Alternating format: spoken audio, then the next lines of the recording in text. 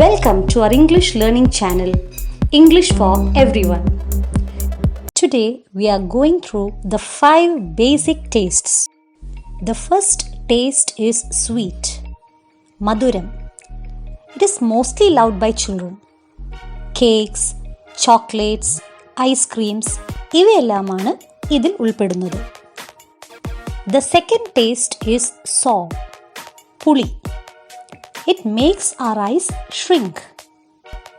Tamarind, lemon, raw mango, അതായത് പച്ചമാങ്ങ, ഇവയെല്ലാമാണ് ഇതിൽ ഉൾപ്പെടുന്നത്. The third taste is salty, ഉപ്പുരസം.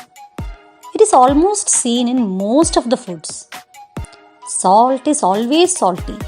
It adds taste to dishes. The fourth taste is bitter, അതായത് കയ്പ്. It is not liked by most of the people. Bitter gourd, അതായത് കയ്പയ്ക്ക, comes under this category. The taste, which is often referred to as the fifth taste, is umami. It is a strong taste that is not sweet, sour, salty or bitter. Umami എന്നത് ഒരു Japanese വേർഡാണ്.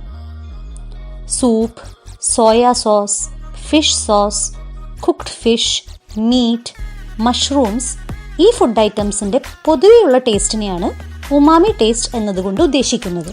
ഈ 5 basic tastes കൂടാതെ hot, അതായത് എരിവ്, ആസ്ട്രിജൻറ്റ്, ചവർപ്പ് എന്നിങ്ങനെ പല ടേസ്റ്റുകളുണ്ട്.